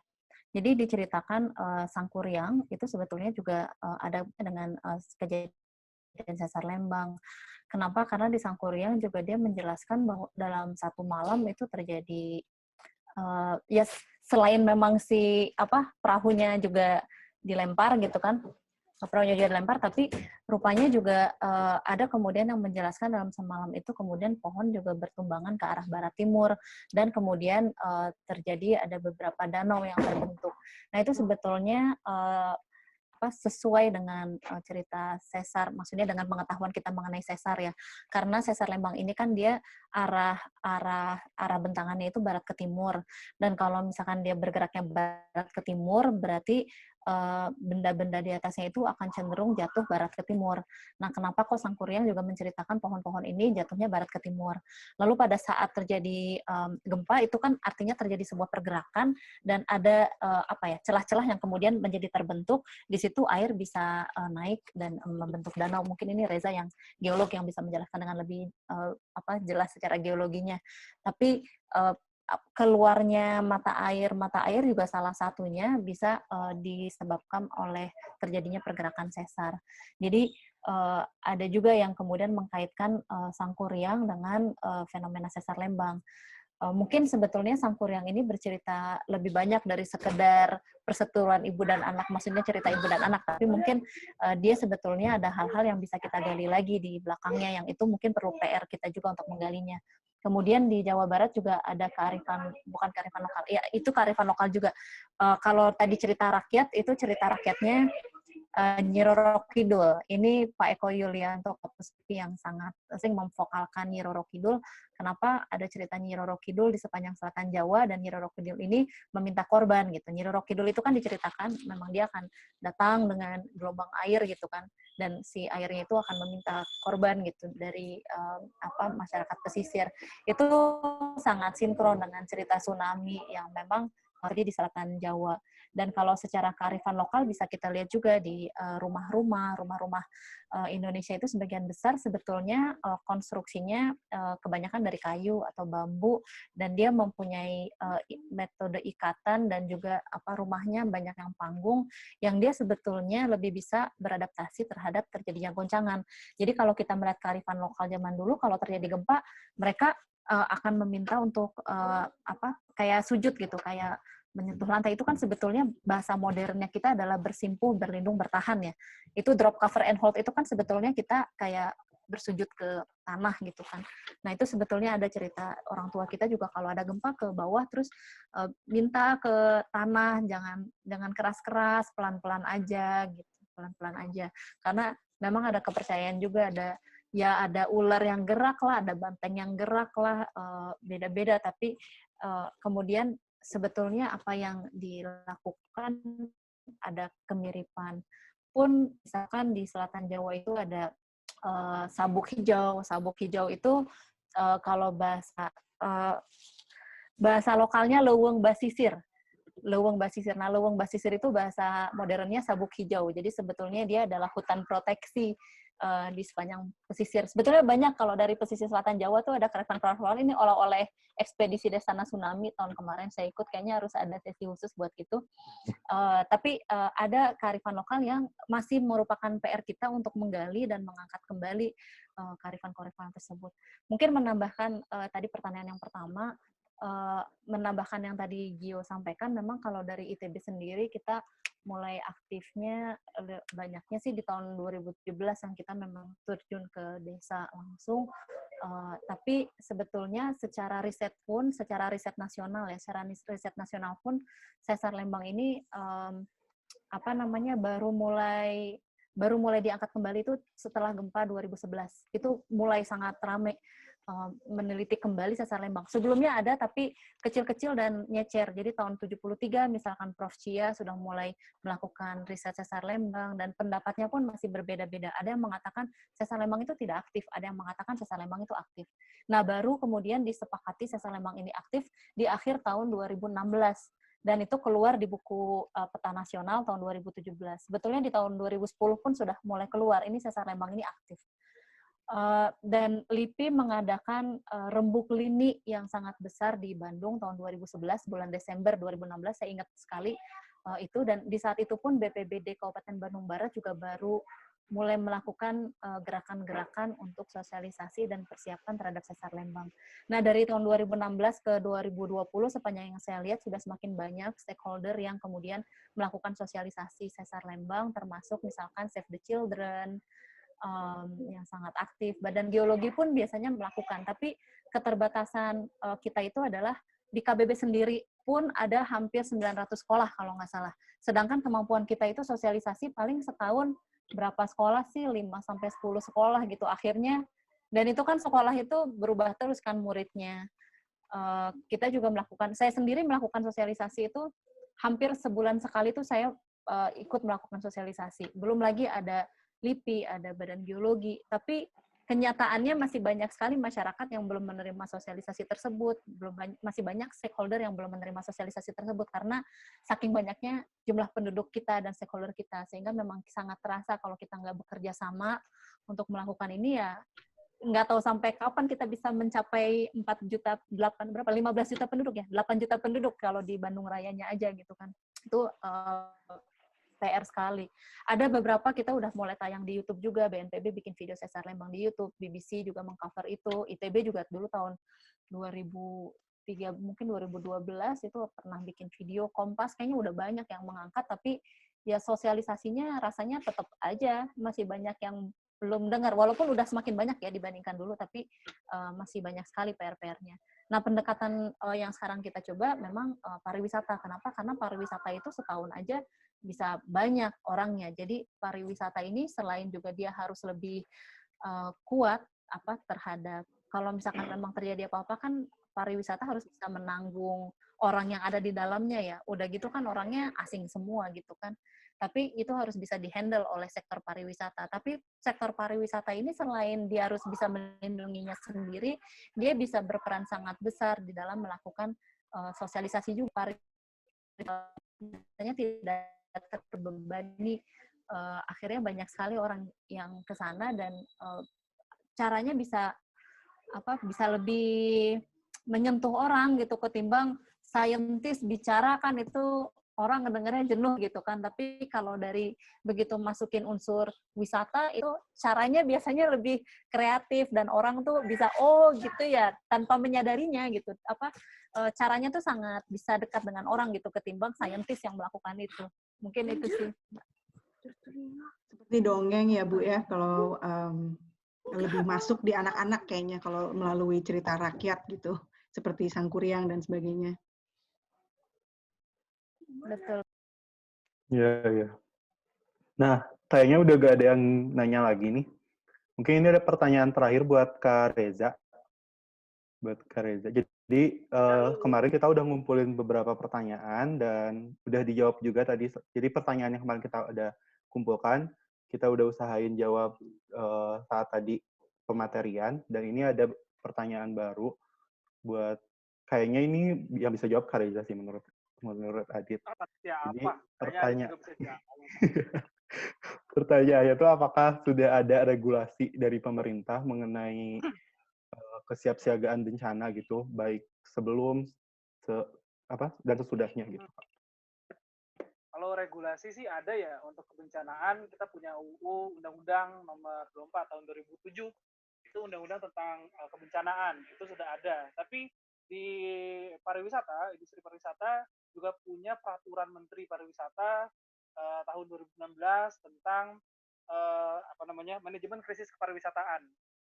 Jadi ada beberapa regulasi terkait kebencanaan dan khususnya kebencanaan di bidang pariwisata.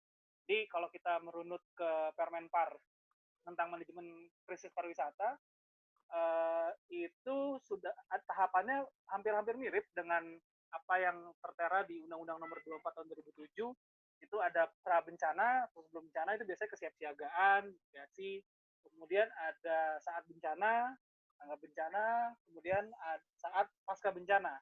Itu sudah ada undang-undangnya, tapi sayangnya memang implementasi di lapangannya yang tidak terlalu baik ya. Artinya kalau kita baca benar peraturan Menteri Pariwisata tentang crisis tourism itu setiap kabupaten kota yang memiliki daya tarik wisata itu harus punya tindakan-tindakan atau program-program untuk prabencana, kesiapsiagaannya dibangun. Kemudian saat terjadi bencana itu harus punya tourism crisis center. Nah, kita lihat aja sekarang kasus COVID-19 outbreak ini, mungkin hanya sedikit yang menerapkan TCC atau yang langsung bikin TCC atau Tourism Crisis Center, karena protokol yang dipakai itu protokolnya Menteri Kesehatan, bukan protokolnya Menteri Pariwisata. Tapi artinya memang tidak masalah karena memang harus multi sektor. karena memang kebetulan di COVID-19 ini leading sektornya mungkin dari Menteri Kesehatan, artinya peraturannya yang dipakai protokol Menteri Kesehatan. Tapi itu jadi rancu karena protokolnya tidak sesuai dengan pelaku-pelaku wisata. Sebagai contoh, yang punya hotel kalau ngikutin protokol itu sangat sulit banget karena protokolnya Menteri Kesehatan lebih general, lebih umum, lebih ke individu, ke masyarakat atau kelompok-kelompok. Tapi untuk pelaku wisata itu tidak cocok diterapkan. Maka dari itu kasus pandemi ini saja harusnya protokol dari Permenpar tentang manajemen krisis kepariwisataan harusnya berjalan ya. Itu kan dokumen hidup ya yang harus diterapkan oleh kabupaten kota, kemudian kabupaten kota menerapkan lagi, sosialisasikannya ke pelaku-pelaku wisata yang ada di lokasi. Saya nggak tahu, mungkin ini karena ada beberapa teman-teman yang punya usaha atau pelaku usaha wisata di Lembang, kira-kira udah ada tahu belum tuh tentang manajemen krisis pariwisata? Bandung itu punya Tourism Crisis Center, websitenya udah ada, cuma implementasinya yang mungkin tidak sebaik yang kita harapkan ya implementasinya. Tapi di luar Tourism Crisis Center, Bandung tuh punya untuk bencana alam secara umum atau bencana non alam, punya Bandung Mitigasi Hub, Barahma ada di dalamnya. Kemudian Pergub atau Perbub, beberapa Perbub saya kurang tahu, Pergub ada yang Barahma ya, di Jawa Barat untuk daerah rawan gempa. Saya kira itu ada regulasinya, tapi memang karena bukan tumpang tindih sih, karena ada beberapa sektor dari kementerian, lintas kementerian, jadi itu yang harus dijahit ya sebenarnya saya bahasanya, supaya kalau memang ini untuk pelaku wisata ya pakainya protokolnya Menteri Pariwisata. Kalau ini kalau Tourism Crisis Center itu harus dilakukan wajib ya harusnya semua kabupaten kota atau provinsi punya pusat krisis kepariwisataan. Tapi sampai sekarang implementasinya mungkin hanya Bali yang bagus, ada TCC-nya, kemudian Jawa Barat ada, Lombok juga ada. Itu sih, Mas Adit. Oke, siap Kak Reza. Wah, sayang sekali ini kita lagi rame banget diskusinya, tapi waktunya udah jam 5.12, bentar lagi udah buka berarti kita ya. Jadi nanti buat teman-teman yang belum terjawab nih pertanyaannya masih bisa ngikutin training-training kita berikutnya. Kalau nanti insya Allah bakal diadain lagi, atau nanti bisa ikutan lagi ke kita di virtual tour di tanggal 16. Nanti cari infonya aja di @ID_Wanderlust, di IG-nya Wanderlust Indonesia, di @ID_Wanderlust. Nah, sebelum kita tutup, kita foto bareng dulu. Jadi buat teman-teman bisa nyalain videonya. Thanks. Bisa nyalain videonya, nanti kita difoto dulu bersama-sama.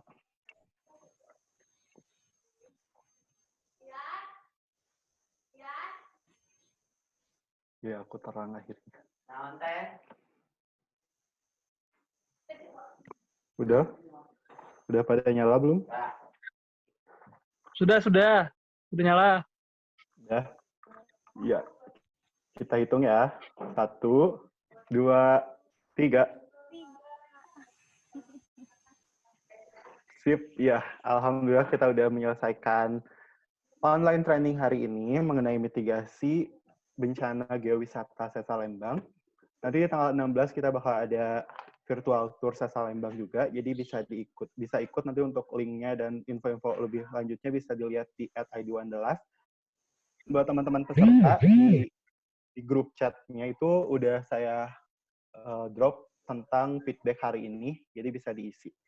Sekali lagi terima kasih untuk semua para narasumber yang sudah memberikan wawasan yang luar biasa pada sore hari ini, dan untuk para peserta yang udah mau meluangkan waktunya untuk diskusi pada hari ini. Ya, terima kasih banyak. Selamat sore dan selamat berbuka.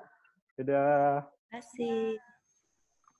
Terima kasih.